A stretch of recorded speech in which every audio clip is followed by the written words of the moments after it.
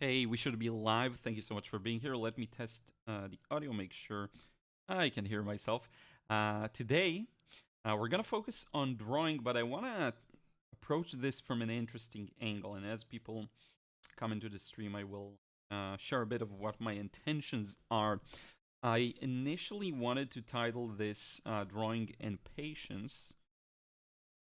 Yeah, okay, we're good. So I originally wanted to title this Drawing and Patience. Hey, Artistic Ren. Thank you so much for being here. And welcome aboard, new subscriber. That's awesome. But I think patience can be interpreted in vast number of ways. And I want this to be more about focus. And I want to show you why. So, as you're starting to become more serious about anything, whether it's drawing or painting, one of the things that can happen is you realize how big the gap is in skill. And it's not necessarily a gap that's hard to close, uh, but it does feel it can feel like a big gap. And I want to address that, and I want to show you one of the things that really helped me, and maybe it will help you. Hey, Jill, how are you doing? Okay, people are starting to get in. Thank you so much. So I was just saying that I wanted to initially title this Drawing and Patience, but I think patience can be interpreted in many different ways, and I think the word I'm looking for is actually focus. So I want to show you, and this is actually a great example. I have a 3D reference here, so if I move this around, you can see this on the screen moving. And it's interesting. So I've shown you multiple ways of how to draw the human head, and if you look at the simplified model, right, where it shows all the planes of the head, it's very interesting how it's built. Now, people have some issues with what happens afterwards, meaning what happens when you start adding the facial features, and that can be a challenge. So I want to show you how it's not an obvious thing to develop the details of your drawings. Not an obvious thing. It's not something that just, happens with no trouble. Now, it's not necessarily hard, but it does require focus. And that's exactly my point for today. And you're going to see how, even as you grow and you build more experience in your artistic abilities, uh, it's still a challenge um, to just get things accurately. And it's okay that it's this way, but the point I'm getting at is some effort will be required and some focus will be required. That's what I want to show you today. Um, Let me just fix this. I'm going to do this larger. I can probably make it smaller. There we go. We have our canvas. We have our reference. So it's not an obvious fact that you can just draw things and they will be accurate. That's the main point for today. Actually, some effort and focus is required. So let's get started with one view of the human head. And I'll show you exactly what I mean. So I'm going to zoom in just a bit. We're going to work with this one right in the center. Okay. And actually, why not? Let's close this up just a bit so we can make it larger. Because we are going to focus on one and then slowly move it around and add the feature. Okay. So yeah, by the way, let me know where you're from, what time it is, how you're doing, what you're focusing on, what you're doing. I'm focusing on drawing for a while because I feel like it a lot. We'll be back to doing more painting and watercolor soon. But for now, that's that. Sugar is sweet. That is a fact. I love this name. Let's go with a color this time. Why not? Let's make it interesting. Go for like orange. I like orange. Orange is fun. I'm gonna keep things very pencil-like, so you're gonna see pencil. Tools don't really matter in that context. What I want you to focus on is more about what I'm doing, how I'm doing it. So let me show you a slow construction, okay? And I'll give you a few pointers as this process develops, okay? So what do I mean by focus? Plenty of times you'll paint a head straight ahead in front view, right? And people just draw it and they assume, oh, I'll get it. symmetrical. Not that obvious because we have a lot of little things we fail to notice. For example, if I mirror this, I'll see a few of my mistakes and then I can fix them. We have a lot of faults that we just don't notice easily because we are drawing. We have different habits. My circles and ovals will always be a little off to one side unless I work really hard on fixing that. Which is okay. Artistic Ren says, hi from Central Florida. I'm learning watercolor right now, but I can see some drawing instructions as well. Oh, cool. Yeah, I'll try and relate a lot of the concepts to watercolor because they do relate. Good morning, Kathleen. How are you? Big Hard Books and Classics. Thank you for being here. Good morning from Portland, Oregon. Ellen. Hanan, Ramadan Mubarak from Kuwait. Cool. Is it Ramadan now? Oh, yeah, that makes sense, actually. Yeah. Because we were in Morocco on our vacation during Ramadan. It was about April. So I hope you're having an easy time fasting all day evening. Ginny in USA and Virginia, soon going to paint with friends. Awesome. Hey, Kathy from the UK. So let me show you. I'm gonna start building the head, but I'm not gonna assume that it's gonna be easy, or I'm just gonna construct it slowly. That's the main point for today. Okay, so if you look at where the eyebrows are, it's gonna be this line right here. Okay. And here's what's going to happen. Around this part is where the plane of the face changes.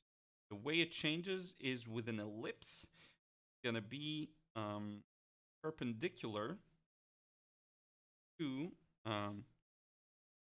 this line, actually. I'm going to get an ellipse that kind of revolves around this line, and I'm going to get rid of this line that's unnecessary. So at no stage am I assuming it's just gonna work itself out. I'm actually working on building an understanding of what I'm drawing. Now, you may not understand everything I'm doing right now, and that's okay. My point is not that you need to understand what I'm doing, the proportions of the face and all of that. What you want to understand is how, instead of assuming you'll get it accurate, how about we take a moment, focus, and we actually get it accurate. Okay? That's what we're gonna mainly focus on today. That's the focus part, which, by the way, I lost the title. Let me change the color so you white on white. Select color. Terrible color. Go with a weird green. Sorry for the ugly text. We'll live with that for now. Now let me show you something interesting. So right now I want to figure out, okay, where does the ear fall? So I'm going to drop a line that follows this corner to the ear. And you can actually see it. If I look this way, there's a line from this corner to the ear. It's this line. And it should fall somewhere around the middle, the center of this oval, for which the perpendicular line is going to look something like this. So you can almost imagine a circle, we cut off a part of it, and if we run a line through it, that's what we're going to get. So again, I'm not assuming I'll get things accurate. I'm actually trying to measure and be careful, okay? Of course I am. Hi, Liron. I've missed so many streams lately. Yeah, no worries. It's been a while since I saw you, right? I hope you've been doing well. Hey, Christina. Hope you're doing well, too. My fluffy Flufferton from Central Coastal Florida. Sugar Sweet, you helped me improve so much. I'm thankful. Thank you. That makes me happy to hear. Cindy, hi from Texas. Antonella from Italy. Kathy from the UK. There we go. Okay. So now, I'm going to drop a few lines that will show us where the verticality is, which should actually be here. So I got the angle of the oval, but vertical lines are actually going to go this way, believe it or not. So let me show you. I'm dropping a bunch of vertical lines, because what I'm doing is picturing the head as a three-dimensional shape. So what you'll notice is essentially I have a box here. A box, and that can help some people with recognizing the shape of the face. So we almost have a front and a side. Okay, I should actually probably leave this on So let me do this in a new layer so that we can refer to it in a second. Same. We have a box here. So this actually pertains also to whenever you are painting. You're gonna very often have a temptation, that's our box, you're gonna have a temptation to just paint the thing and assume you understand what it looks like. Sometimes that's a good instinct, sometimes not so much. You want to make sure you, after the fact, vet yourself. Go with your artistic flow, paint whatever you see, but then afterwards you go, okay, am I actually painting the tree the way I wanted to, or am I just going with a feeling that's completely inaccurate? And that can happen, like the inaccuracy aspect can happen so easily when we're talking about things like faces, stuff like that. But it can also happen with trees, with valleys, with mountains. Remember, in many of the painting critiques we did, I show a consistent mistake of people not going horizontal enough with their lines. So they're putting a ridge or an edge of a lake, and instead of showing it very horizontally, there is a tendency to show it very vertically, where you want it to be flat, right? So if you're looking at a circle straight on, imagine this is like an old computer disk. But if you look at it at an angle, it's going to be like that, right? So you want to make sure that it's flat when it needs to be flat. So that's a mistake people make. They just go in and paint and they think they'll get it right. They don't actually think and plan and focus, which is the focus for the day. Christina, that vertical line is a game changer. Thanks. Yeah, definitely. It's a big one. Yep. Pyfox or Pfox, hello from France. Happy to see you streaming. Thank you for being here. Vicky Hawkinson from Wisconsin. Thank you for being here. Brenda, thank you for being here from Vancouver. That's awesome. I'm good, thanks. Hope all is good on your end. Yeah, thank you, of course I am. Yeah, a lot of cool stuff, a lot of changes, a lot of things that I'm trying out. It's an interesting time. The mage, her familiar, and their castle. Oh, that's a cool name. I'm from Maine, USA. Maine is beautiful. Okay, so thinking, right? One of the things that will help us here is recognizing where the middle, the center line of the face goes. Now, how do we recognize this? To me, it's going to be intuitive, but there are probably ways of doing it, but I don't really feel the need to show them. Okay, I can show you one. So let's say the chin is somewhere around here. If we connect the lines, find the center, at least for this part, right? In between these dots. And then you have to kind of follow the shape of the oval. There are ways doing that. I'm not going to go into them now. You'll have to slice it in the direction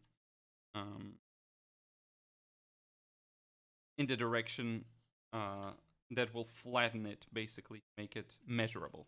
Because right now it's not measurable in this angle. Okay, now, so we found the center line of the face, which means if we're going to follow the shape of the model, we'll basically get something that goes here, then dips in, then dips again out at the chin. Okay, now I'm getting a bit messy here, so let me. So if that's the center line, we'll get our chin here, and this doesn't have to be 100%, but try and get like an even distance right to left from the center, okay? And this is gonna connect to our side of the face, to our jawline. There are a few ways of making that connection. First, let's indicate where the ear is so that we know where to start dropping that line. So the ear is here. That's anatomical knowledge. It's the line of the eyebrows thrown there to the back. Top of the ear. Now, bottom of the ear will get close to the bottom of this oval, so you're gonna probably get something like this. And then if you place the ear in, it'll be something like that. Okay. Something like that. Now you'll notice we actually have a bit of a diagonal angle here. Go down like that. Let me make the pencil. And then look at what we're gonna do from here. We're dropping down the jaw and we're connecting. Where do we connect? Straight here, right? Hopefully you can see this. Now for the other side, it can be a little tough. So let me show you what I'm gonna do. I'm gonna first just connect this edge down here.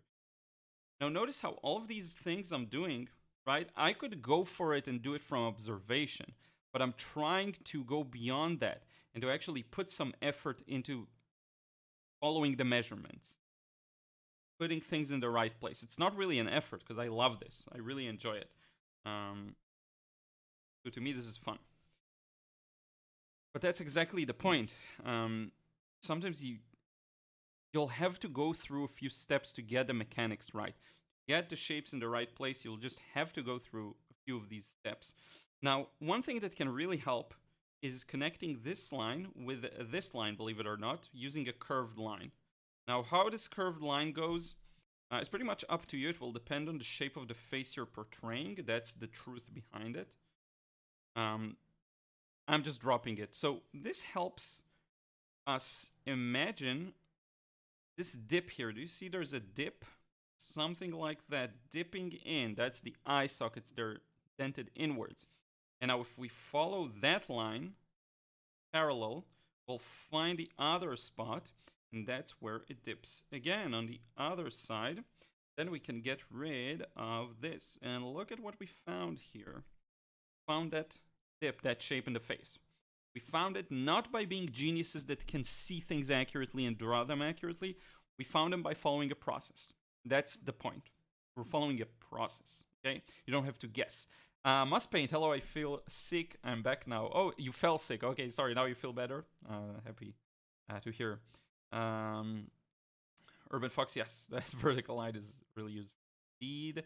Rob's Win, good morning from Texas. Do you think a person can be effective watercolor painter without drawing skills? Also, what are your thoughts on tracing the picture to paint? I think you'll learn drawing either way via painting. That's interesting because when you paint the same thing so many times, at some point you'll develop the skill to know where the brush goes, regardless of knowing how to draw. So different aspects of art or different facets of art will inevitably teach you about others. Drawing can teach you and educate you more about painting because you are focused on the values sometimes, right? Or edges. So in a way, everything helps with everything. The question is, what's the most effective way? If you want to get better at drawing, the truth is, you'll have to do drawing. I just think a lot of people probably here as well have an unjustified fear of drawing. The difference is, for example, between painting is, painting in a way is more painterly. It's more vague, it's less specific, whereas a line is as specific as it gets, right? There is a point it starts, a point it ends. It's very specific. You put it down and you got something there. Whereas shapes can be a little more malleable, a little more vague. And I think that's where a lot of the unjustified fear of drawing may stem from. Take this and do with it what you please. As for thoughts on tracing the picture to paint, I'm all for it. I think that's great. If you just want to paint, I'm all for it. Chris, is this process, do you always start with a circle? Yeah, usually I will. Even if I'm doing something a little more sketchy, I'll start with a circle, yes. Even if I feel very confident, I'll start usually with a circle. In angles, I'm familiar with everything. Yeah, I'll probably do that. Any tips on getting a specific likeness of a person? A lot of it comes down to placement, and that's something people tend to forget. So you're looking at a nose and you're trying to figure out like the shape of the nose, the bridge, even the nostrils, the point, the middle section. You're trying to figure out the shape and what it looks like, where a lot of the likeness gets lost in the larger proportions. So where you place the nose, top to bottom, I find that messing things up top to bottom is a huge contributor to not getting the likeness. Funny enough, if you draw the mouth too low, that's super detrimental. Makes people look like, horse face. Where you place the element is probably as important as what the element looks like, which is why we're working in a very focused manner, very deliberate manner, because all of these lines we're putting right now, their influence radiates forward. Every small proportion I'm putting in, every small part I'm drawing and painting will have implications for later. So before you get to the shape of the nose, make sure you get the nose in the right spot, exact right spot. You'll have to do some measurement, right? The truth of it is you'll have to measure sometimes. If you'll have to either have killer view of like proportions, which can be developed, or you'll have to measure. Or you'll have to develop it while you're measuring for the time being, you know? So yeah. Where's my mouse? Oh, there we go. Big hard books and classics. Liron loved your animated short on the cars. Thank you so much. That was real fun. That's one of those things that I don't have to work extra for at all. I just grab all the paintings I have and make something new of them. That was great. Oh yeah, okay. Blue Fire. I found a guy called Nugo. I would love for you to check his art out. I was absolutely blown away. Let's look at his stuff now. Let me Google the name. We'll see. Where is it on Instagram? Because I can't find any results on Google. Let me know. I'll find it. Maybe. Would a good exercise also be to look at photos of people and add Loomis methods? Yes, definitely. That's the main way I practiced it. Trying to superimpose, I guess, these proportions onto a real face. Thank you, Nancy. You also enjoyed the car short. Okay. So let's continue here. And I'm always thinking of what's the next thing I can measure effectively? What's the next thing I can put in there? Now, there is a distinct shape to the chin. So let's try and get that. So you'll notice it's kind of squared up. And it goes in that direction. Okay, kind of like that. I'm gonna draw two lines that are parallel. And then I'm gonna connect them. So it's the same thing we had with the axis. We have this axis, and this axis. So right now I'm following this axis, and I'm gonna place that here. And look at what happens. This point will connect with this point. So once you build a solid foundation, a lot of it is connecting the dots, like in the truest sense. We're connecting dots. So we're just gonna connect these two dots. Now my proportions are a little off. The face is too elongated. That's fine. It's not the end of the world. But just you may have noticed that. And on the other side, funny enough, I'm just gonna make the line clearer, more specific, less vague. It's just gonna be this. And that is a good representation of what the chin looks like. Now we're not done yet because we have one more thing to do. Maybe it should be wider, and I got the angle a little off. It should be. That's fine. We can actually correct it fairly easily. Let's do that. So I'm gonna tilt the angle a little more so that it's here. Get rid of my previous line. Then go with a parallel tilted angle here. Get rid of previous line. I'm using thick pencil on purpose because I do love the feel. It feels more like a real pencil, but yeah, you can go thinner and be more specific. And we'll connect the new line, and we've essentially fixed the angle. Now here, the angle itself, you can see a bit of the side of the face. I don't know if it's visible to you, but you can actually see a bit here. I'm probably not going to capture that, but that's like here, there's a bit of a side thing that you can see. But in any case, this is where we're at. Now, one more thing we have here is where the hair is going to go. So why not get that plane in? So let me show you. I'm talking about this. Now, how do we get this accurately? It's not always easy. So look at what we're going to do. We're going to pull a line from here. Gonna kind of follow the angle like that. And you see I'm cutting into my oval. That's okay. The oval is not carved in stone. You don't have to follow it. Look at what we're going to do. I'm going to drop on this axis once again a line to help me find the spot on the other side of the face and draw that line. Okay? And then we're going to connect it. Now, here's where it gets a little tricky, right? Because how is that oval going to go? Is it going to go like this? Is it going to go like that? Rounded lines are tough, but Again, if we're focused enough and we're put enough effort into it, we can get this. So what's essentially going to happen, if I'm not mistaken, is from this center, we're going to go up a little bit, and that's going to be the peak of the oval. From here, I'm going to go down directly. So we essentially got not an oval, sorry, but a rounded line that peaks a little bit to the left due to the perspective of this, because we're looking at the face from the right. And that's pretty much it. See, a lot of the solutions for being accurate is just about building the right guidelines and finding the right constructions.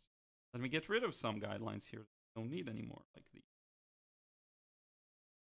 Now, what we're essentially doing is preparing the surface. Like, for example, you see I wasn't super accurate with the overall curve of the face, because this should be a little more inner, and then this should go like this. See? So that's one thing. We can correct it. We don't have to, because it still represents a nice face to me. I don't think that important. But we could, because we work digitally, we can actually move the whole thing, right? But notice how even when I'm being careful and slow and deliberate, I'm still gonna make mistakes, right? If you really want to be accurate, you can fix that kind of a thing. Once again, fix the chin. Get this here. And so we'll get a bit more of a curved angle here. Even with me being careful, things can get a little off. That's fine. Now, I want to get rid of some more guidelines. So this line we're not going to use. You know why? Because essentially we added to that ellipse. We have that ellipse here. We've added to the ellipse, we've added this section of the face is now a part of it, part of the structure of the ellipse. We no longer need this part of the ellipse. Why? We're gonna get rid of it. So we'll just erase that. That line's not important as well. And what's gonna happen is we're essentially preparing to draw this stage. Okay? We're here. We're going to move on to the next stage, add the nose and a bunch of other additional information. Trying not to change the angle. That's going to be a nightmare. Fix. Good. Now we're not done because we still need to take care of that neck area. We'll get to that in a second. Punk LE. Hello, Liron. How is your day? Thank you. It's going well. It's going well. I've been working on a new manga project. So slowly but careful. So yeah. Neck. So here's what we see here on the side is we have that curve of the face, right? And you'll notice again the oval could have been a little smaller so that it actually goes behind the ear. So small inaccuracies like this occur. But in any case, it comes back from behind the ear, and then we have this cylinder or cylindrical shape dropping down. And it's going to intersect around here. But because we're looking at a bit of a lower angle, we're going to see a bit of that neck connection, the chin connecting to the neck. Now, the way you do this is actually by starting here. Same spot we were with the ear. And look at what's going to happen. This is going to go down and wrap around the neck. So around the structure of the neck. That's its shape. Okay? And then it's going to connect from here to the base at the neck. So we're essentially seeing the bottom plane. The way this is constructed, I'm going to show you in side view because it'll give you some insights, is we have the side of the face. Okay? And then this connects the ear. But then we see the bottom. The bottom faces the floor. It's actually it faces down. Here it faces down, and here it's to the sides. So we're seeing a bit of that because we're looking from a lower angle. Something that's going to help us understand that better is just if we add a bit of shading there. Just a bit of it. I'm still not shading fully, especially not the face, because we want to add in the feature. Okay. Now, the more mistakes you make at this stage, the more it's gonna carry over to the next stage. So all of the inaccuracies I have here will affect the next stages. Yes, it's gonna be visible. Once we put the nose and everything. Hey Hank, how are you doing? Thank you for being live here with us. I know that sometimes you miss these, so I'm super grateful. How have you been? What have you been drawing and painting? Let me know. Sugar is sweet. Do we have to adjust the proportions according to the face shape? Yeah, that's something that's going to happen. The height of the face, it varies a lot from one person to another, to the next. It's always going to be that way. Like to me, I'm now seeing that I got everything a little skewed here. I actually should go a little more squeezed on the structure. The basis of my errors were that this line, I assumed its length and I shouldn't have, because it should probably end around here, making everything a little more squished. That was my mistake, but we're going to carry it over and try and do better than the next one. Daiji, how are you? Liking this? I'm always struggling with the face. Yep. And it's not even like, it's okay if you don't know the proportions, you don't know the... I want to focus on the principles behind it, which is finding the next thing to draw and paint by being organized and finding the right lines to rely on. There's usually an answer to everything, okay? So talking about that, let's move on to the next stage. So what's going to happen here mainly is we're carving out a shape for the nose. Now you'll notice how the bottom of the nose falls close to the bottom of the ear. So we can put in a very vague line just to show where these two meet. Okay, it doesn't have to be super accurate. It's going to be somewhere around here. Treat this line as almost a 2D line that has no real life significance in a way. I want to show you how I build this. Now, we have the eyebrows line, that's that, and it's a line, and there it's curved, which is fine. It's going to be curved in the same way we curved this line earlier here. We're going to curve that line. And look at what's going to happen. So I'm going to get rid of the center line. Definitely doesn't help me here. So from the center of the face, that's a pen. From the center of the face, we're going to treat this as, this is called the keystone. It's the basis that connects the eyebrow ridge to the start of the nose, I guess, the base here. And we're going to take equal distances to the right and to the left. So notice how the distance on the left is going to appear a little shorter because it's a little farther away from us. This corner of the face is farther from us than this corner.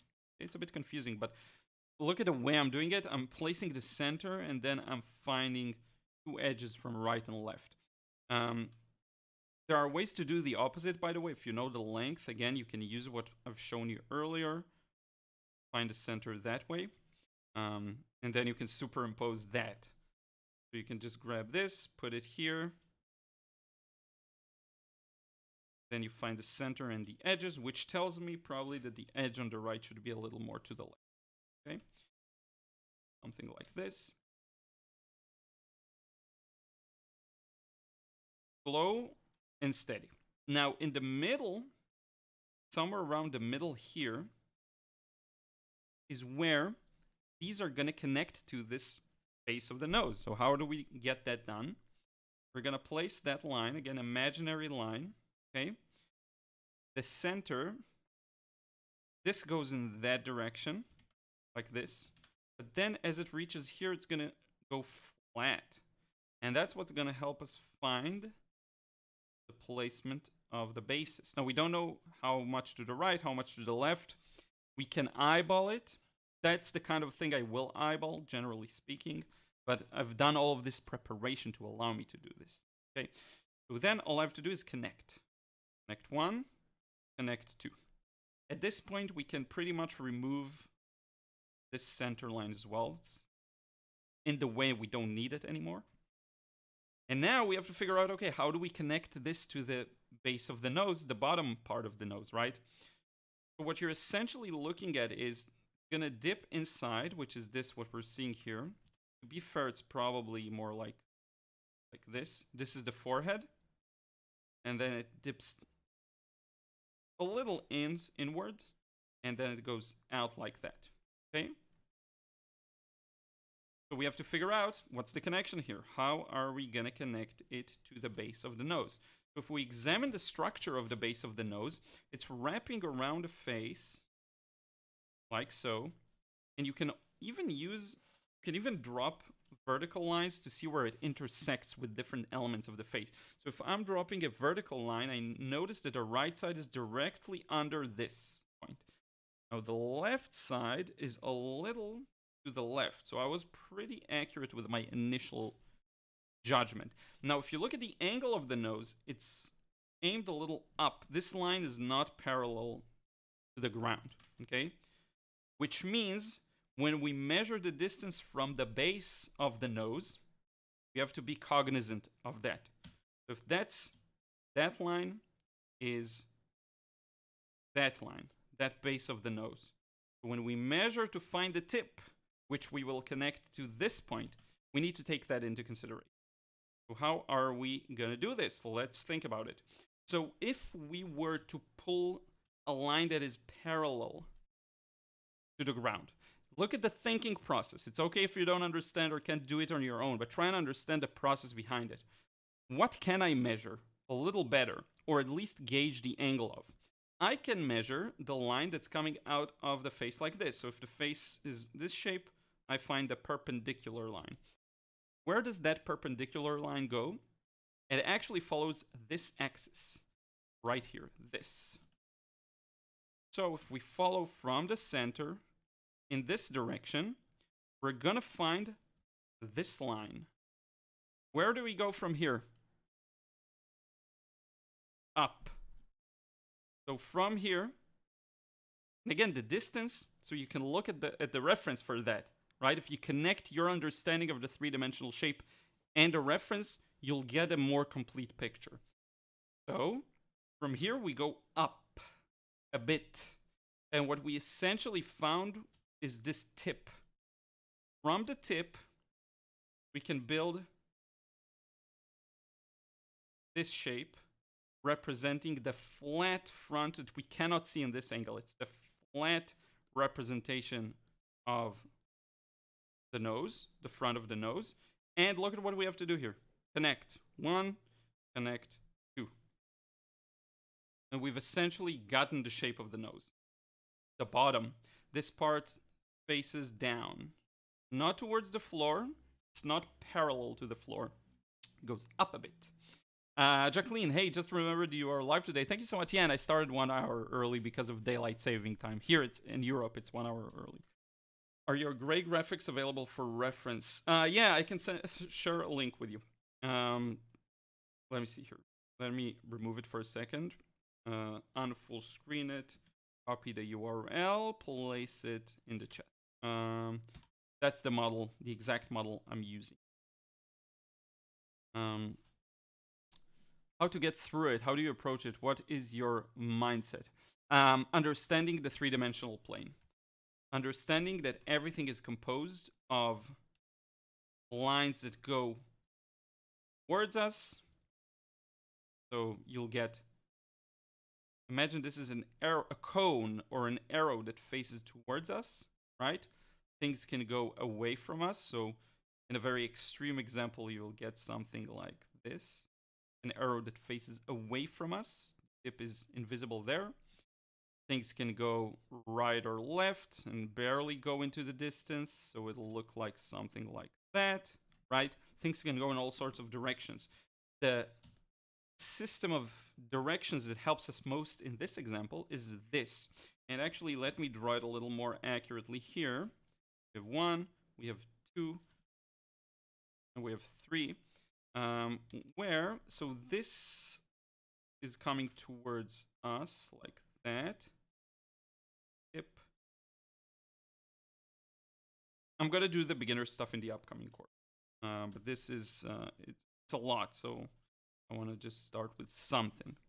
This goes here towards the left. This one goes away from us up, and this one goes towards us like so.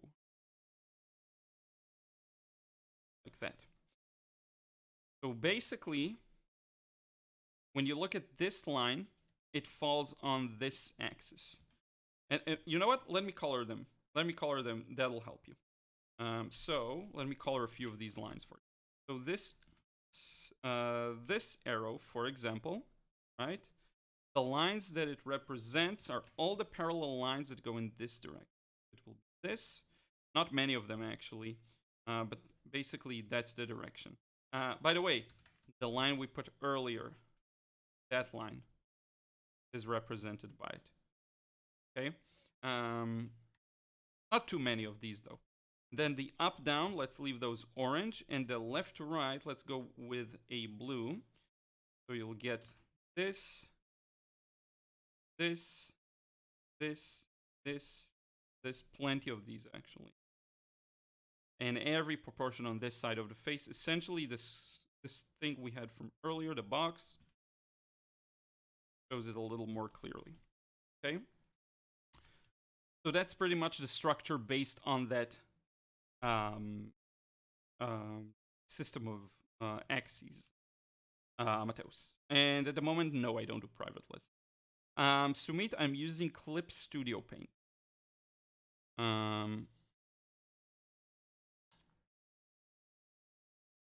Okay, yeah, sorry, I missed your message earlier. Hey, Liron, I'm learning to draw for the past 1 year, but I really hate to work on proportions. Beforehand, it is such a long process for me, and I feel like there's no creativity to it. Any tips? Yeah, you are right. In a way, there is no creativity to it. Proportions is just measurement.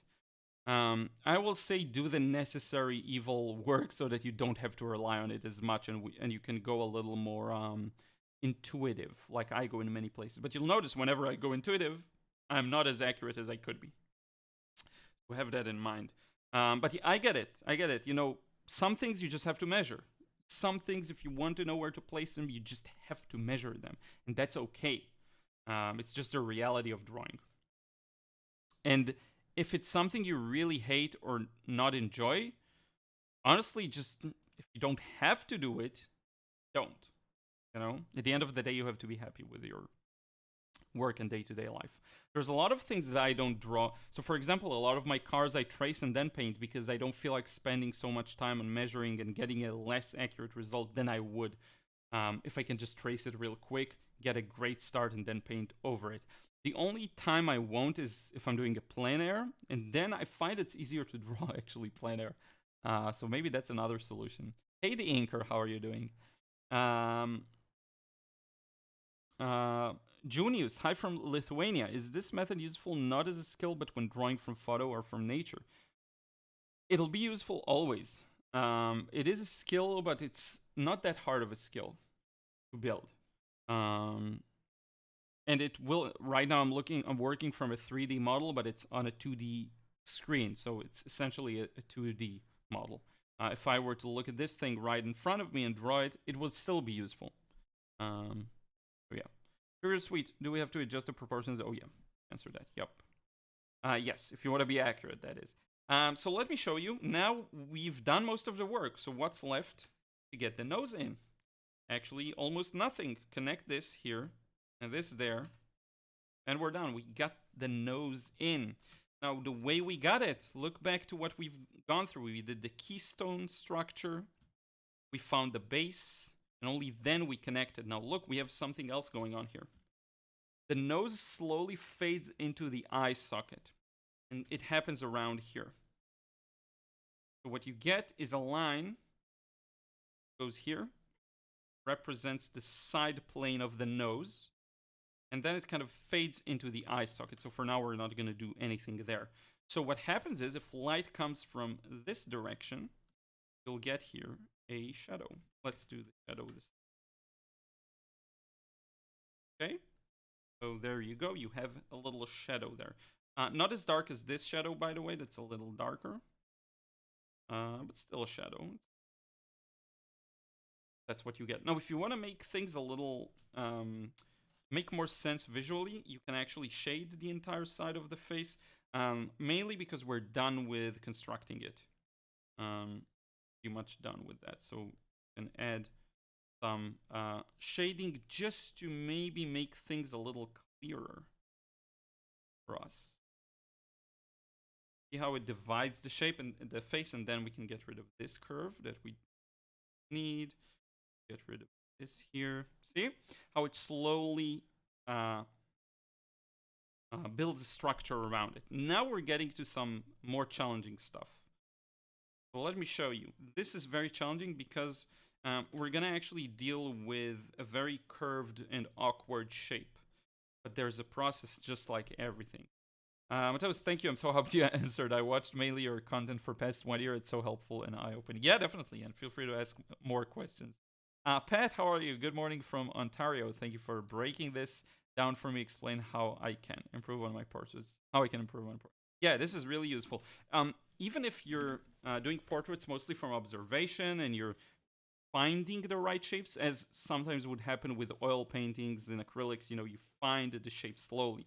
You build the overall proportions, but then you have to start painting in order to find them. It's the same way.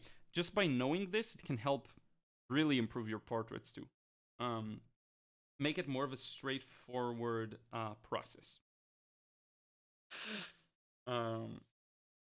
Just got a super thanks from Jane. Jane, are you here, or is it like a comment? Well, come live. Come here, join us live. Hope maybe she hears it. Okay. So now for a tough spot, which is the mouth. So if you look at the mouth, we're going to switch to the next model because we're done with this stage. Look at what we have here. Now, can you tell how the mouth, so if you look at this line, right, it indicates flatness to the front of the face, almost like this, and then the chin. You look at it from side view, right? So this is, it almost looks flat, but the mouth is not placed on a flat plane, but rather a round plane. So the best way to represent it here is to find the center we found earlier here. Look at what I'm going to do. I'm going to connect it to the center of the chin, which is going to be here, using a round line. And if you look at me from the side, you'll notice it bumps outwards. And this is part of the proportions that are different for every individual human. Some people will have a stronger curve here. Some people will have a flatter curve. Our model seems to have like a generic, not too big of a curve. And that's what you're going to get. On top of that, we're going to place the mouth. Now, there are a few ways of doing it. The best way is to understand what you're doing. But you can also do it from observation. So basically, the mouth is built over, let me show you here. It has an interesting structure. It looks like a puffed out can.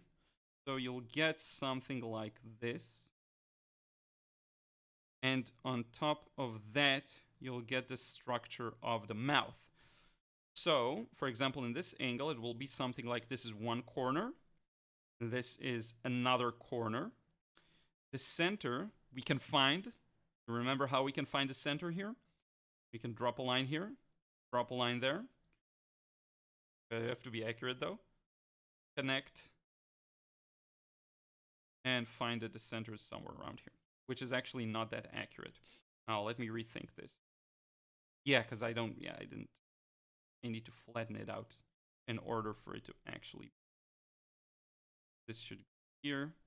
This should go there. And the center is going to be a little more to the left. Okay. So if the center is going to be here, we'll have our lips wrapped around that circle, kind of like that. And then from here, you can get the lower lip like that. It has a flatter kind of structure that faces up. Okay, and it should be cleaned because you can't see it. And then the upper lip is gonna go out like this, facing down. From here, we're gonna get up and up. We're gonna measure these a little more carefully in a second, but this goes here. And actually what happens is the top wraps over the bottom. So what you get in a simplified view is this side of the lip. This goes above it in an overlap. Then this goes here. this lip is above and it's kind of thicker, that's what you'll usually get. And the lines showing the angle will be if you wrap a rubber band around it, so to speak. You're gonna get this kind of a thing, where this plane faces up. So if the shadow comes from up, from above, this is gonna be more in the shadow, actually. Well, let's do that here, shall we? Following a process. Now, I can use these angles to find the corners of the mouth, funny enough, so I'm just gonna do that. I have this line around here, and then this line is gonna go at a different angle. It's gonna be around here. And it curves around. Get this angle. Okay? I don't have to draw the entire tuna can that we did earlier. And I should probably do it a little low. No, we're good. We're good. So, from this center, I exaggerated the curve a bit. Fine. From this center, this is the center here. So we're gonna pull a line up like that. That's what's gonna help us find the center of the upper lip. We're gonna pull a line down. That we find the center of the lower lip. And then we draw another parallel line. Remember, these are all the blue lines. It's the system of blue lines. And from here, which is the center point, we're gonna have one line that goes around here, and we can match it with this area of the nose to get the proportions down. And I'm gonna look at the chat in a second. And then another one here, looks shorter. We're essentially connecting these two, and we got the lower lip, okay? Now, let's get the upper lip. From this point, we have another line that's on the blue system that represents where the top of the lip gets. So one meets it here, other meets it here. I think I did it a little too thick, but that's fine actually because we're looking from above. So, and we connect then the lines. Actually, let's fix that. So the distance I need is shorter here, and then this goes more to the right. Make it flatter and more to the left. Then from here it connects down. Now, what's interesting is sometimes you'll get an accurate structure that's just a little different from the reference photo. I care more about it being correct and accurate rather than necessarily looking exactly like the photo. When you're trying to capture likeness, you will care more about it looking like the photo. And I went a little high there. That. Find it on the other side like this. And I think after this process, I'll take a little break and look at some of what you're saying. And then from these corners, these come out of the kind of center of the nose, base of the nose here. You know, you get this division. Now let's see from afar. So it looks to me a little, let me show you. It looks to me a little too squeezed, so I'm gonna fix that. I'm gonna do edit. I actually am not sure. Transform. I think it's gonna be not scale rotate, not either skew or let's try distort.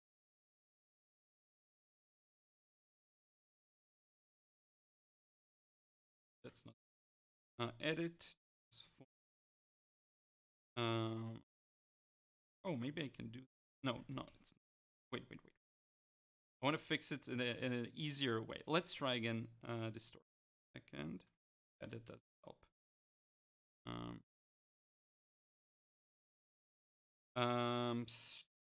So I think help. Or let's try one more. Either free transform. Yeah, okay. I just wanted to make it a little longer, like that, because it felt like it wasn't long enough. And then maybe just there we go, just to fix it without redrawing the whole thing. Rio, thank you so much for the super chat. Really do appreciate it. Thanks so much. I'm not sure actually Oh, it's Indian. Yeah, that's. Make sure I'm not an idiot. Okay, yeah, thank you so much. I think it's Indian. Thank you so much. And let's see here. Hey, Liron, I'm Andrea. When will I do reviews for watercolor paintings? I'm not sure yet. But thank you for being here. As always, much appreciated. It's been a few live streams, I think, since I last saw you. Let me zoom out a bit so we see the whole thing, and we'll look at some of the chat. Now let me save this actually, because I haven't, and something happens, I'm gonna lose the whole thing. Glenda, San Antonio, Texas. Hello, Liron. Thank you for your instructions. Can you suggest a resource book site for a beginner? I'm self-taught watercolor person. I need to learn how to draw. Just Proko on YouTube. Proko. Best channel, I think, for drawing in particular. That's where I would start with the fundamentals. Whatever you do, start with the fundamentals. Perspective, structure, construction, gesture. I would say that. Thank you, Palette, jumping on the like button. Thank you so much. John, thank you for being here. You're doing well, too. Mateus, did you finish Academy of Art, or are you a self-learner? Yeah, I'm a self-learner. I didn't go to any or anything like that. Every couple of years, I'm like, maybe I should give it a try, and then I'm like, nah, no point. So yeah, let's just make the lines a little clearer here. So,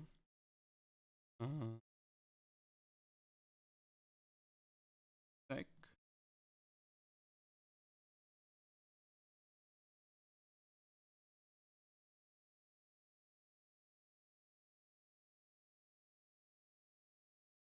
It's not Indian, I think.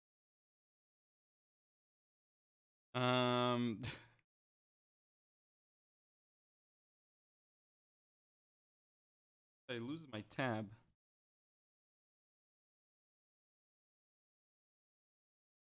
Okay, there we go. Oh no, that's not it.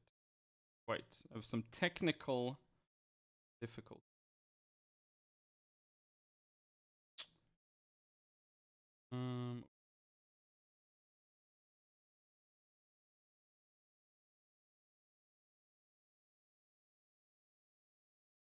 Okay, good.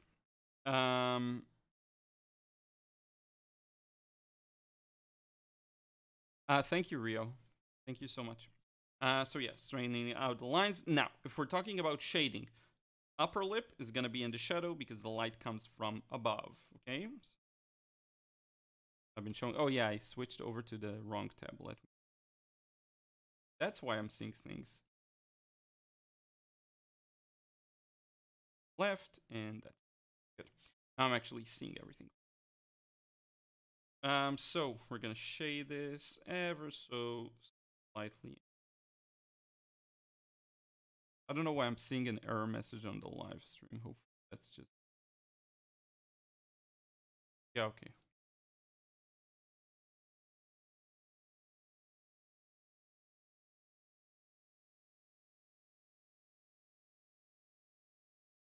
Okay, I don't know what that, sorry. Danielle, hello, Liron. Good to be with you again. Always love the live chats. Thank you so much.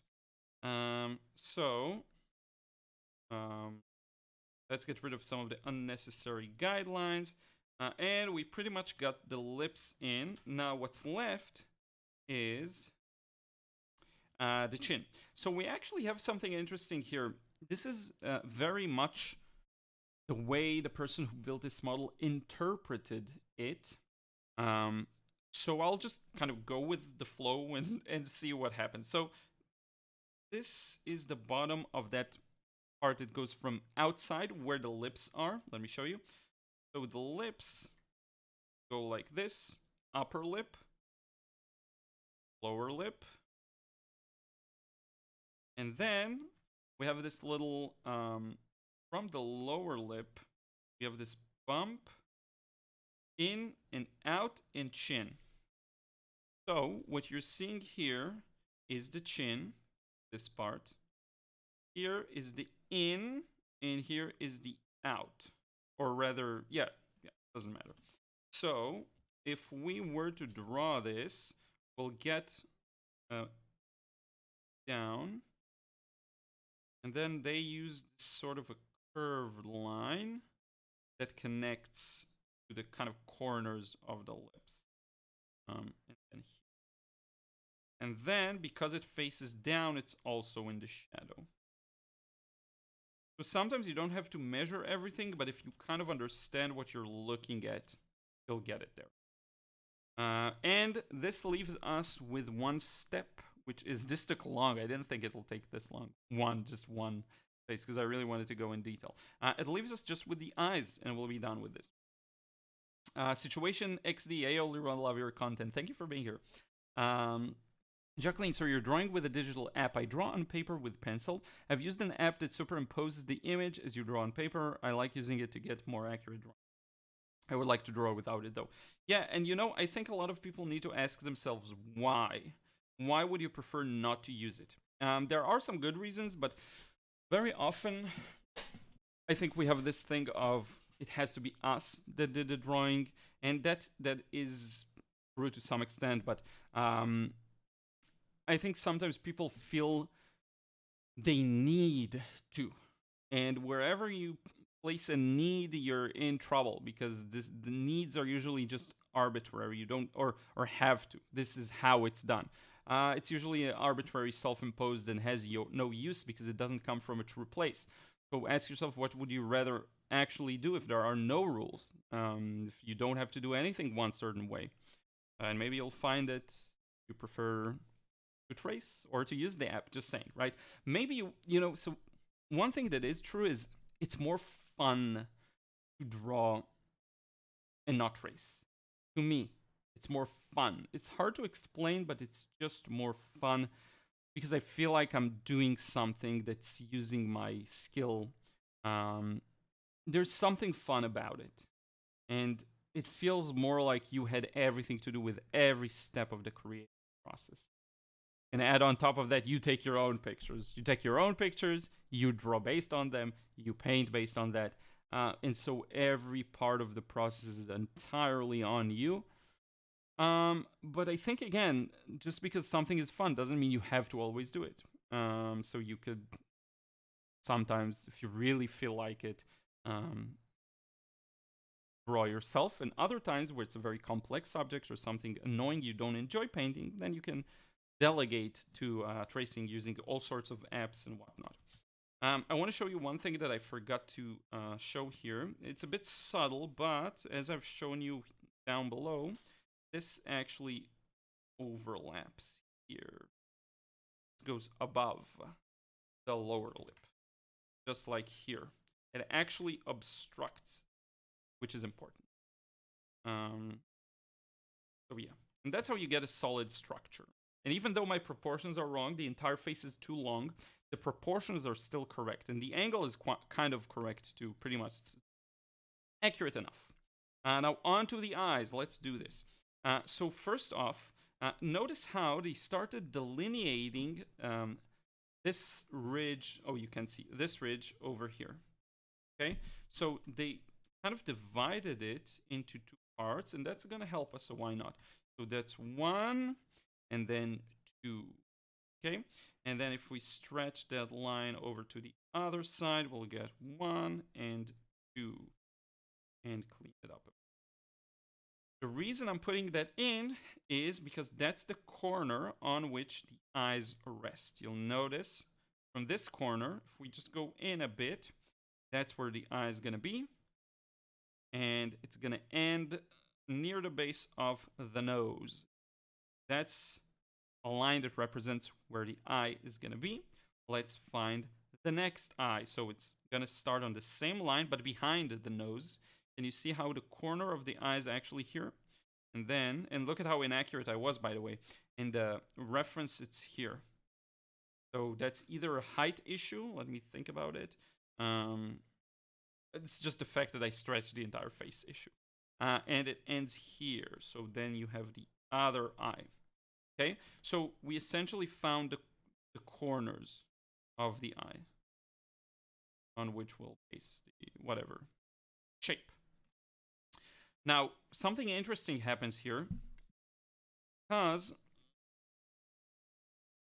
let me take a risk and rotate. I want to do something. What happens is the eyeball is just sphere, and what we're looking at is a part of the sphere that is visible. In side view, you're gonna get something like the forehead dips in, right, for the nose, dips out, and you're seeing, that's the eye socket, you're essentially seeing the edge of a sphere. It's coming out like that. Seeing the edge of a sphere. So that's the sphere, once again, and then you have the top lid and the lower lid, something like that. And the eye is somewhere there. So from the front, it looks something like this. Something like this, okay? And then when you look at it from the, if you move it aside, you're gonna get a curve like this and then a curve like that. And that's exactly what we get here. So from this point, get this curve that goes up, and then it actually flattens a bit and goes down like that. That's the top of the eye. Now the bottom, you'll notice because of the angle, and that's a very interesting thing that happens. So we have the, where's our eyeball from earlier? Here's the eyeball. Notice something interesting. That's the lower eyelid, upper eyelid. Now, if we were to rotate this in space, so let's attempt this. This wraps around. Let me think about it for a second. So if we have this point and a point behind the sphere, I'm gonna wrap around it like so. Can you see how the eyelid wraps around and then goes behind like that? And on the bottom, it goes like this. Now, because of the angle, this goes up and this goes down, but not in as steep of an angle. It goes a little towards us. What happens when we're looking from a lower angle is this flattens. And this is what we have here. This bottom of the eye is flat. So usually when you look at eyes from a lower angle, they're gonna appear flat. This part is gonna appear flat. Now, if you look at it from an upper angle, you'll also get something that looks flat, but in a different way. I'm trying to find space here. You'll usually get something that looks like this from an upper angle.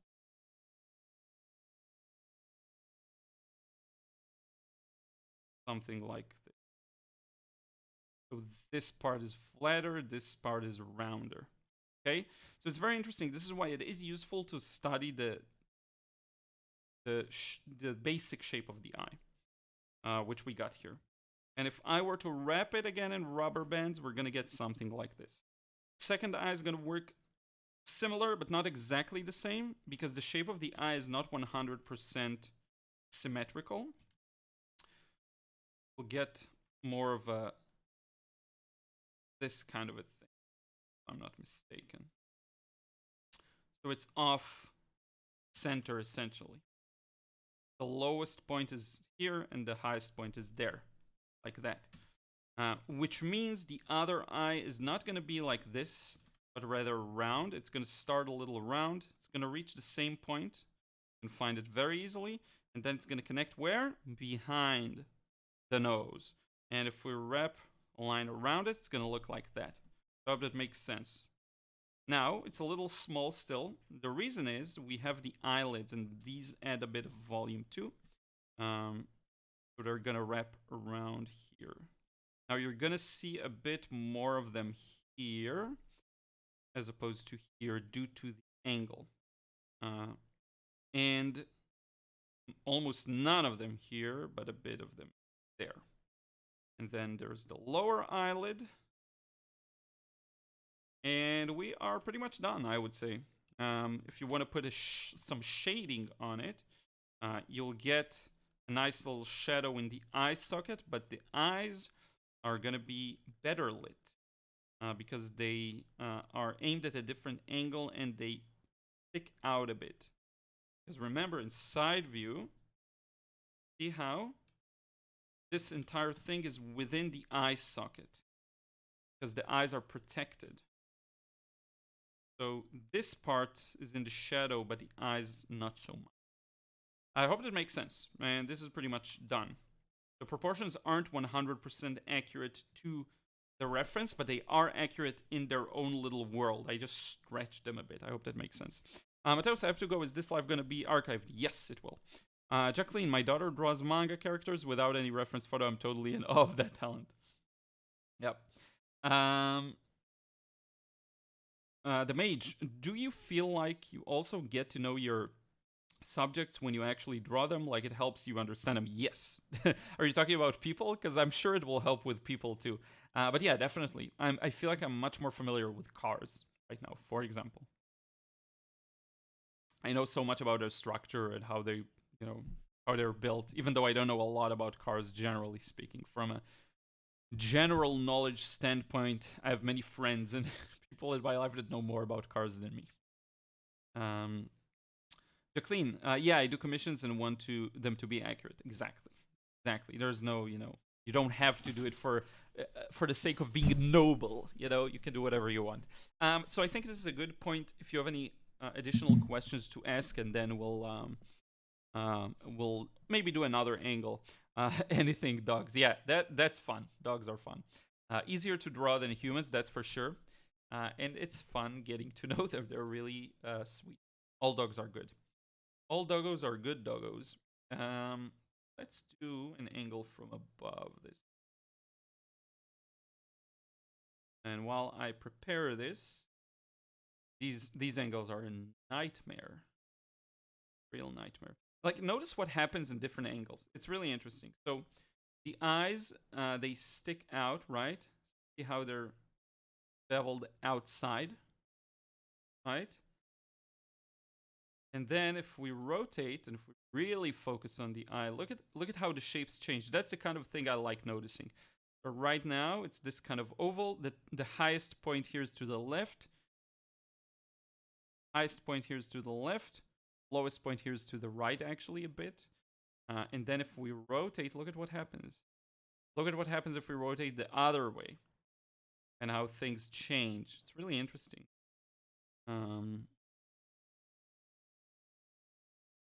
So yeah. Look at... Okay, this is interesting. So if you look at the eye socket here, right? It's inwards. That's a good thing to study, by the way, to do all of these things in different angles. But anyway, it's inward. Now, look at what happens at different angles. So if I look at the face straight ahead, I'll see the eye socket. I'll see inside it. Now, as I rotate it up, as I look from more of an above angle, my angle becomes close to that of the eye socket. And so it becomes smaller and the eyes pop out more, it seems. They seem to. And if I look from below, what's going to happen? The eye sockets look much bigger. The reason for that is because they're at an angle. So if I look from below, I'm going to see more of them. If I look from above, I'm going to see less of them.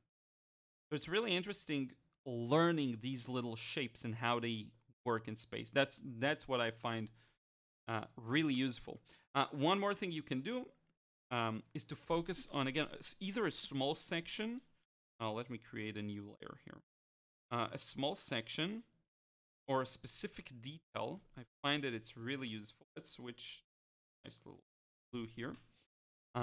And study it. So right now we're looking at, let's say, just the structure of the eyes. So we have the top line, bottom line. This is actually in a bit of perspective. So this line's not going to be perfectly horizontal. It's going to go at a bit of an angle. And actually we can exaggerate it. But that's that. One corner, look at what's going to happen here. One corner is going to be here. Okay, and then the other corner, let's not measure right now, but just go with something and figure it out. Actually, I can kind of test it. So it should probably be around here. I really want to get some measurement in. And then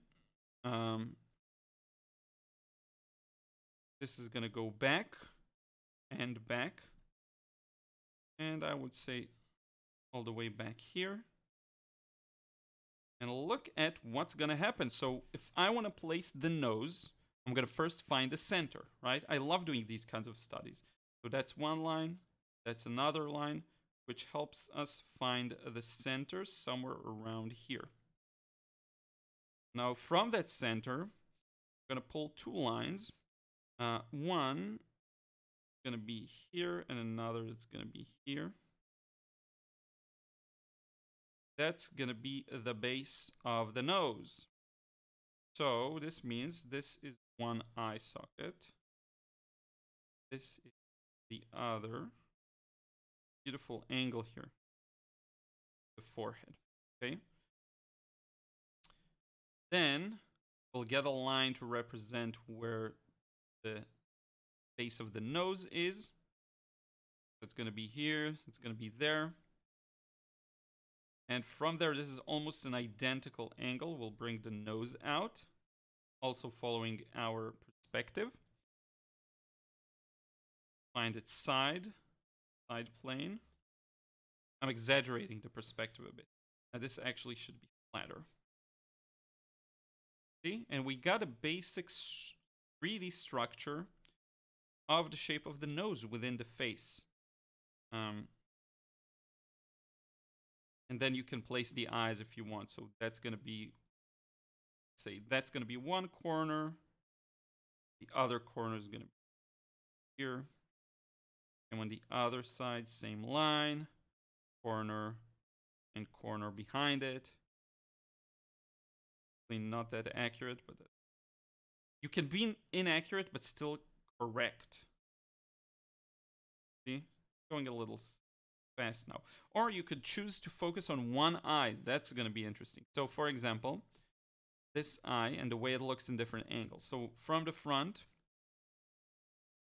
let's say it's going to be something like this.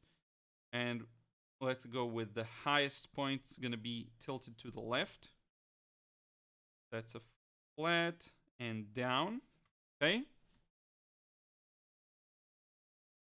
That's going to be kind of the center of the eye. And then the lowest point is going to be tilted to the right. We got a pretty accurate structure.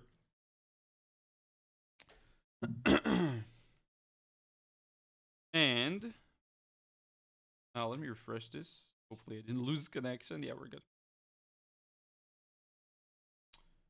And we can see a bit of the eyelid. Here, here, kind of wrapping around the eye, connecting here.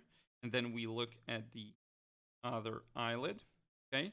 And it goes up like that. Connects down here. Now, if we want to really understand the structure, let's move this a bit to this angle, okay? And we're going to do the same thing. So we have this line here.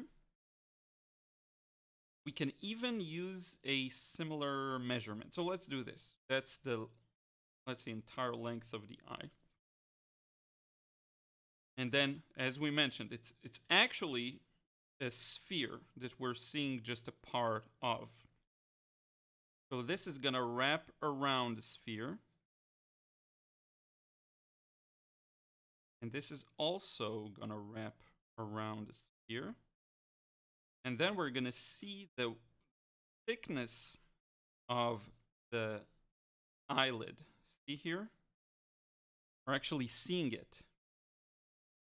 So, and we're going to see it here, very thin, but still we're going to see it. If you want to see it thicker, go at a higher angle. Let's do that next. Right? And that's going to go kind of like that.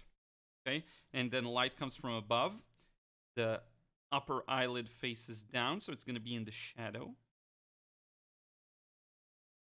And then this part faces down as well. It's going to be in the shadow. Then maybe some of the eye side is going to be in the shadow. And yeah, we didn't put like an actual eyelid or whatever. So see? lines. Bye-bye. It's not going to be here. I got the placement wrong. It's going to be somewhere around here. Like that. Want to see more of the lower eyelid?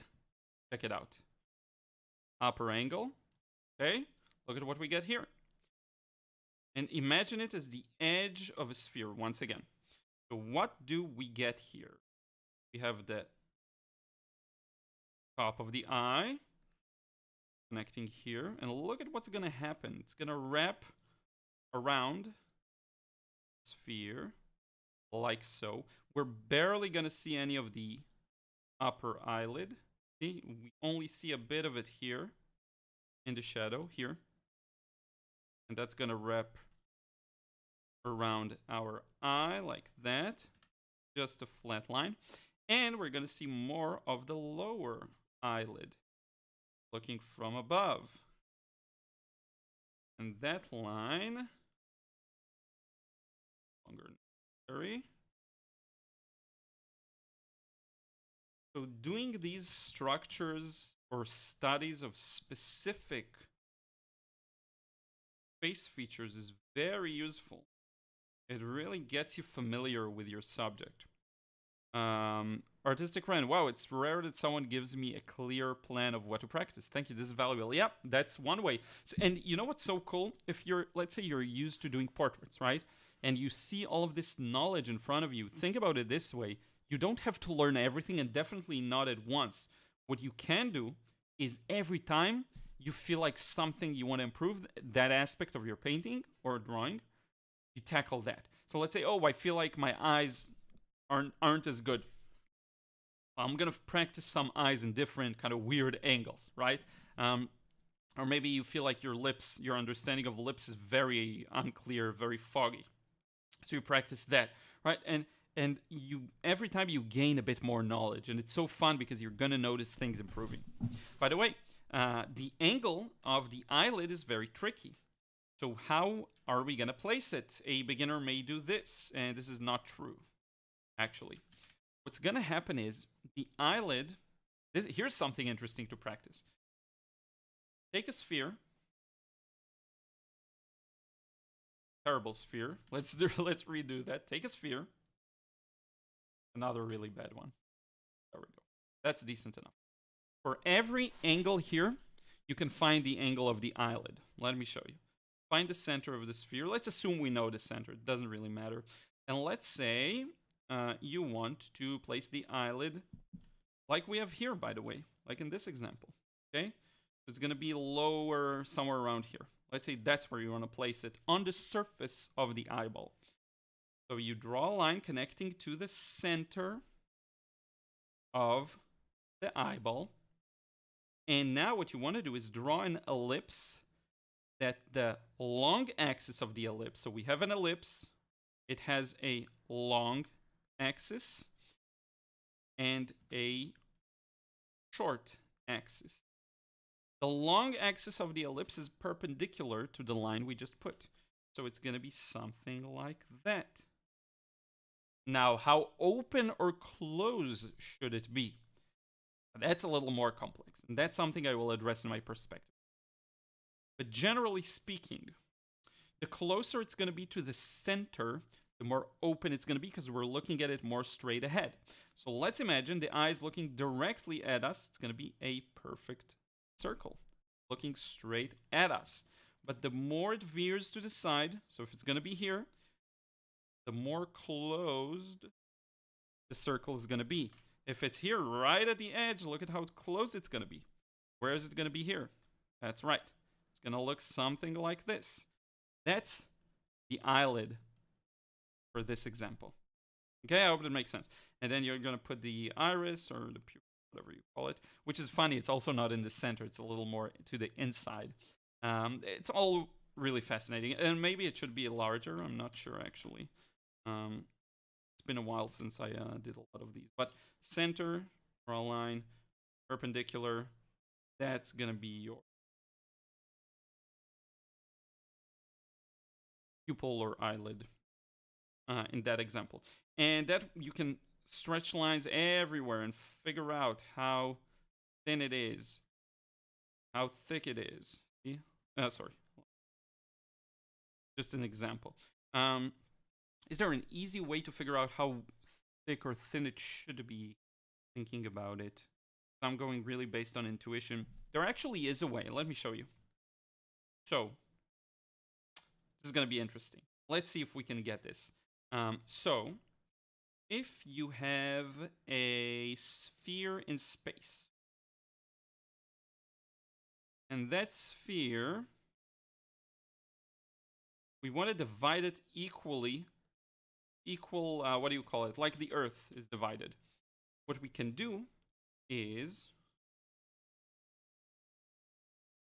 I'm actually gonna duplicate this one. I'm gonna grab the same one. I'm gonna do this and check it out. Same measurements. Let's say it's at an angle from us like this. It's tilted. We're looking at it from below. And of course, this goes around the other side as well. But we're seeing this side.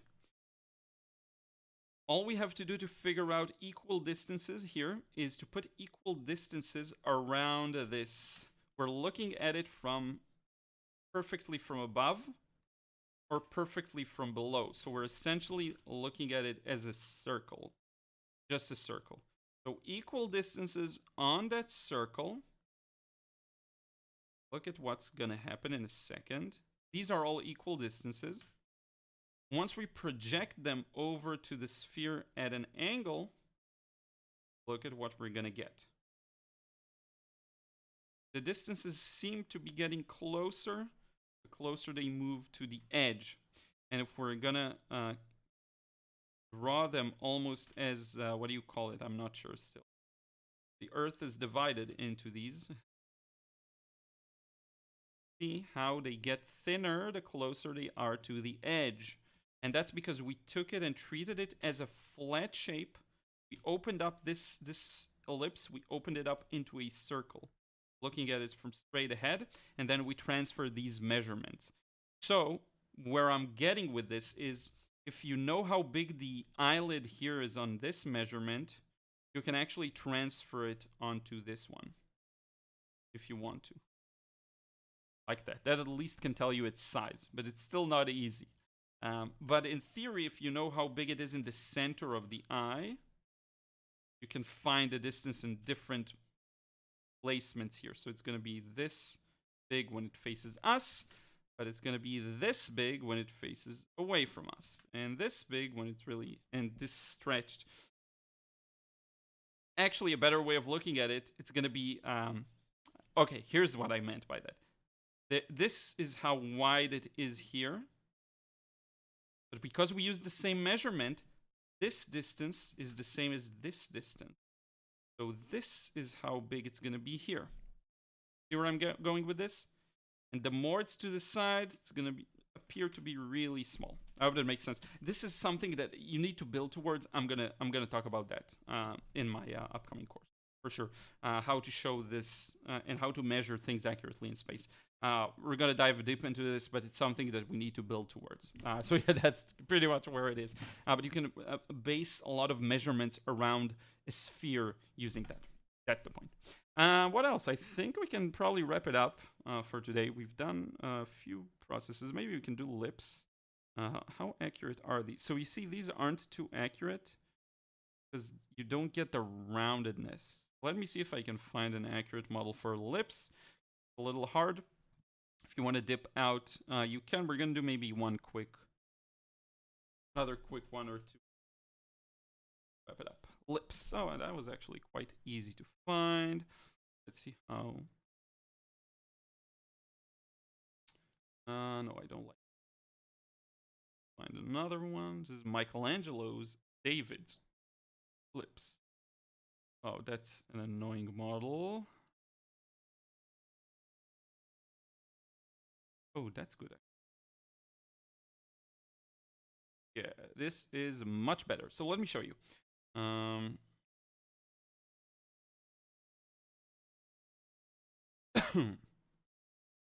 Okay, so we have a model of the lips here. See this?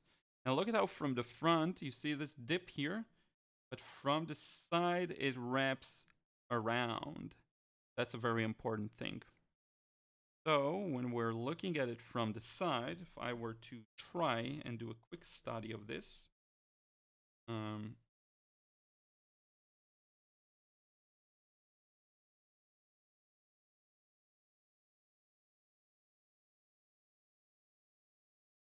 looking at it straight ahead.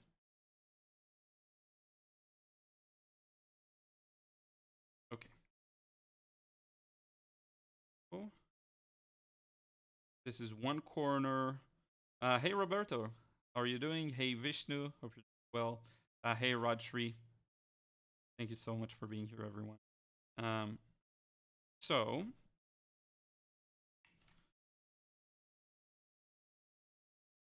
from the center, this line represents the entire length as we see it.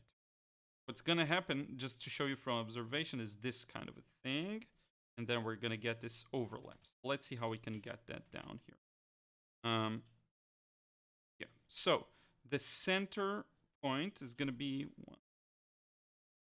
almost less than a third to the left. If we place that here, from that, notice what happens. It goes up and back here. Go a little sketch here. Up, back. Then, same thing happens here. Back and down. This center corner goes up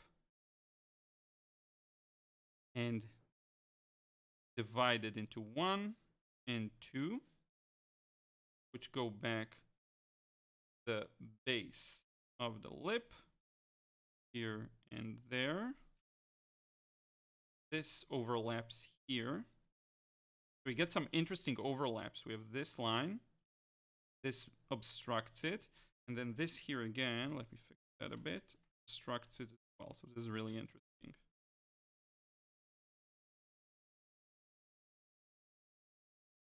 The part that faces up, but it's rounded, so the part that faces down flat goes back like that. Where do you find the third reference? Do you mean this one we're looking at? Let me share it. That's the one you mean. This is the nose. There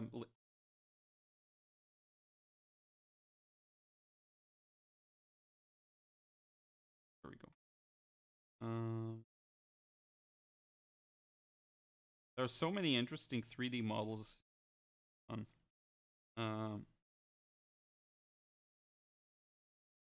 A little rounded.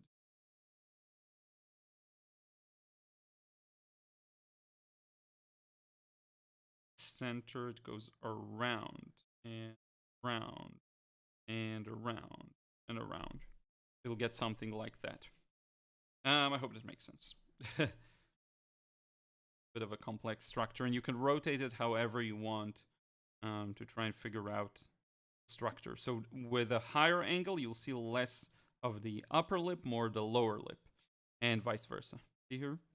Because they are facing, just like we saw earlier, they're facing from side view, it looks like this. So from above, you see less of this one. Less of it, more of that. Okay? And from a lower angle, you're going to see less it, way more of that. If you look at a lower angle, like, or let's start with an upper one, something like that, right? Just from observation, without even putting too much work into it, that's going to be something like the top lip. Whereas the lower lip is going to appear to be much wider, more visible. The shadow is still going to be, let's say, on the top lip because that's facing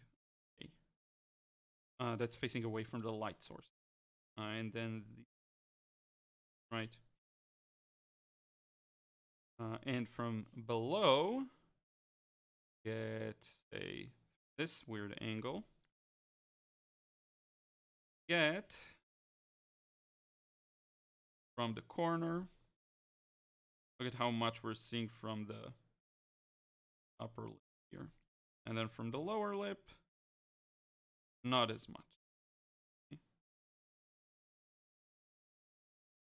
So it's very useful to just choose something and see if you can study it thoroughly and really gain an understanding of it. That's a very useful thing to do. And yeah, I don't know. I hope you enjoyed this kind of a lesson. Again, a lot of it is based on some knowledge, some experience in drawing all of these things. It's okay if it's, not easy at first. It's actually not that hard to master and to improve at. It just takes a bit of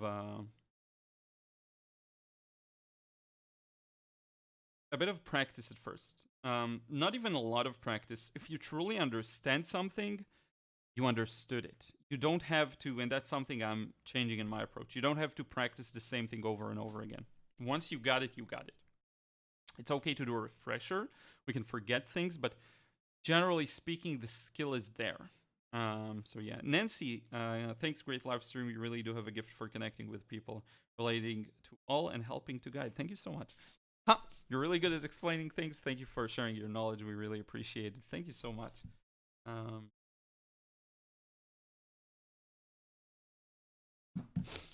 Salty Cracker, Liron, thank you for your videos.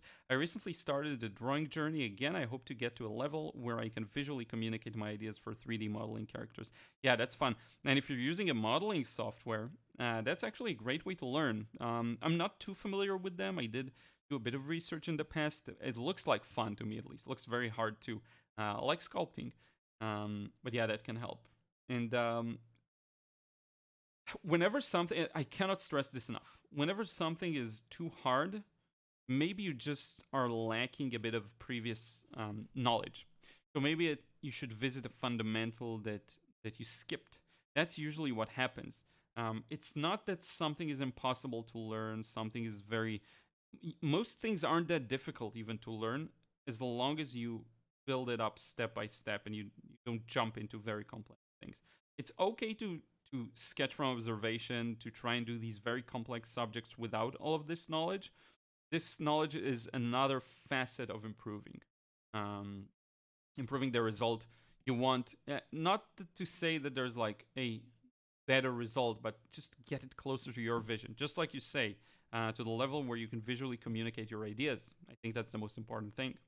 But yeah, with that, we will wrap it up. We will go back. We will be back with some watercolor stuff. Hopefully next week. I don't know if it's going to be critiques or reviews, but it will be probably watercolor related. What else? It's going to be a holiday season here soon. It's going to be my birthday soon. So just a heads up that some live streams may change and some, scheduling may change. Prepare for that. But I want to thank you so much for being here, and thank you. The audio seems okay. I don't know what that is. But in any case, yeah, thank you so much for being here. Really do appreciate it. And I will see you in the next one, next live stream, in the next video. There's a video coming out on Saturday. I think you'll enjoy. Another painting spotlight. I hope the tutorial, by the way, if you did not check out the tutorial from Tuesday, you may want to check it out, especially if you're struggling with mixing and you just create one gray painting after another. You want more color, more vibrancy. Check it out. Just don't mix. It's a good video. I think you'll enjoy it if you haven't checked it out. And of course, you can check out the courses. Everything is going to be in the link below. Perspective course is in the making. It's going to happen. It's going to arrive. But in any case, thank you so much. And I will see you in the next one. Take care until then.